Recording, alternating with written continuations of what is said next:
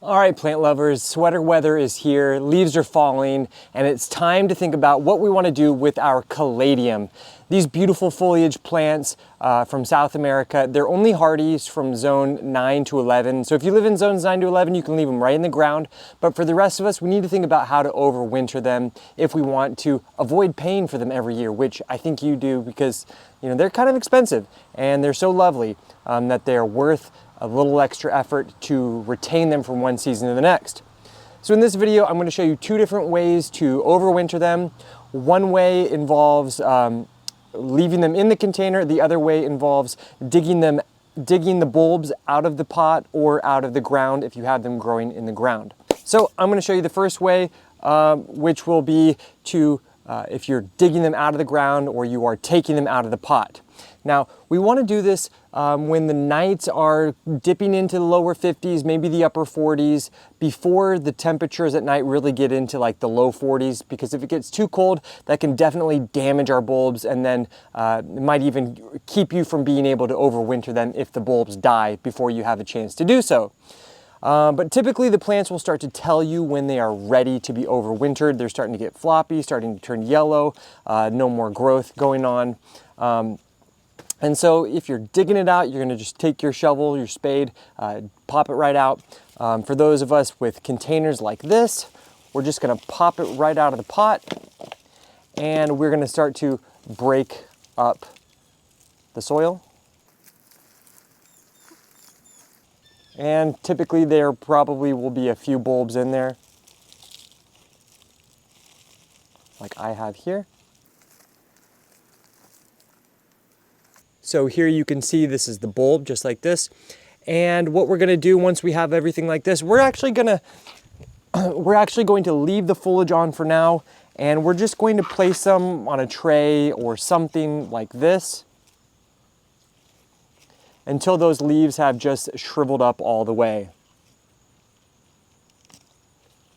It takes about just a few days, 7 days at most. So here you can see I'm putting these into my covered garage that stays about 60 degrees Fahrenheit, and this is where I will allow them to stay while I wait for the foliage to shrivel up. You can also just do this inside, and that's perfectly fine.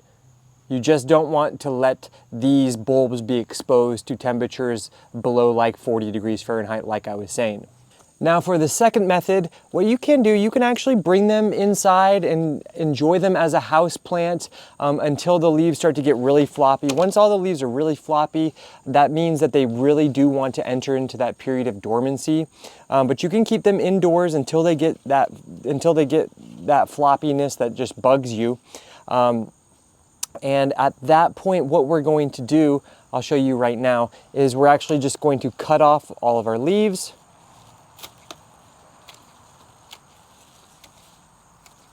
And we're going to allow this to get totally dry. We're going to put this in the same location that we would be overwintering those bulbs, where we're allowing our bulbs to cure. And we're actually just going to leave it in the pot just like this all winter long, providing it with water, just a little bit of water about once a month. You want to make sure you do not overwater it during this period because they will not be receiving any light, they will not be growing, but it can be quite nice to just leave them in the pot just like this and then bring them back outside in the springtime. The only downside of doing it this way is many times the bulbs have used a lot of the nutrients found in the soil, and come next spring you're going to need to replant it with fresh soil anyway, and it definitely is a little bit, it takes up more space than overwintering. You can easily overwinter 100 bulbs in the same spot, same location that you would be overwintering like 2 containers. So there are pros and cons to each. All right, so as you can see, all the foliage has nicely dried up. So now what we're going to do, we're going to cut all that foliage off.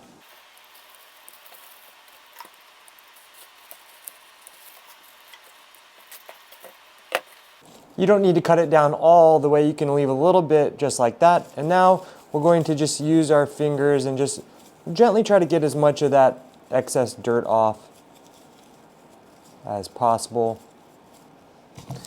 Really, the most important thing is to ensure that there's no moisture.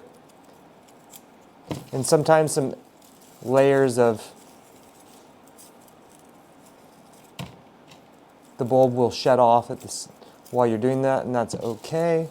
We just want to make sure that we're not using water to do this because they need to be dry. All right, they're looking ready to go into their overwintering box.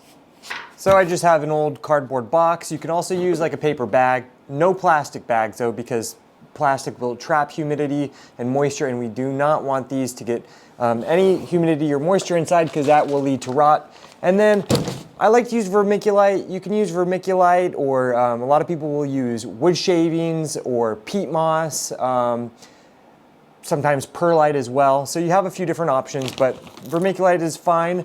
And I'll leave a link to this in the description below if you want to just order some and have it delivered to your door, which is what I did. And then you can use the box that it came in to do the overwintering.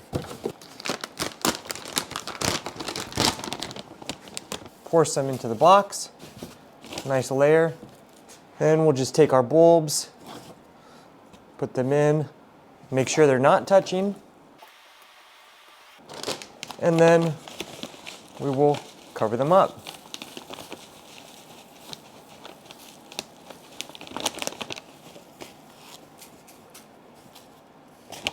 And so now we'll just do one of these kind of box closings so that there's still some airflow. Now, the absolute trickiest part that will cause the most uncertainty is what we're gonna do about once a month or once every 6 weeks. We're gonna open up our box. We're gonna take them out. We're gonna just check on them. We're gonna see how they feel. Do they feel nice and firm? Do they feel a little bit squishy? If they start to feel squishy, that means that they could be rotting. But if they feel super duper dry, what we can do is we can just give them a little, just a very, very little mist around the outside, and then let it dry for a day out of the vermiculite and then put it back in. And that's going to ensure that it doesn't get overly dry. So that's kind of the artistry of doing it.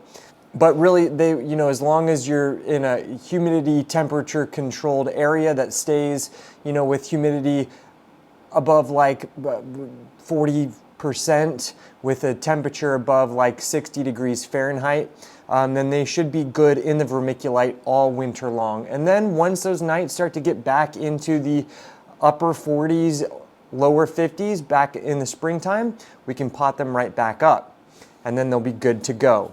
And with our potted guy, we're gonna do every time, once every 6 weeks, we're gonna come and check on this, and maybe we'll give it just like 4 ounces, maybe 6, 8 ounces of water at very max. But these are gonna be they're gonna be in a state of dormancy. They're gonna be relaxing, resting, and you don't wanna give them too much water. And then once the spring comes back around, we'll put them right back outside. It'll be a good idea to pot them up, take them out, pot them up into fresh soil so that they have more nutrients for the coming springtime. It's really pretty simple. You might not get it right the first year, but that's why it's a good opportunity to test what you like. Maybe leave some in a pot, leave some in a box, see what works for you. Lots of different methods, lots of different ways people do this with different varying degrees of success. But these overwinter quite easily. So, hope you found this video helpful and to the point, and should save you some money and bring some more beauty for next season. Thanks for joining me here on Plant Vibrations. I'll catch you soon. Ciao.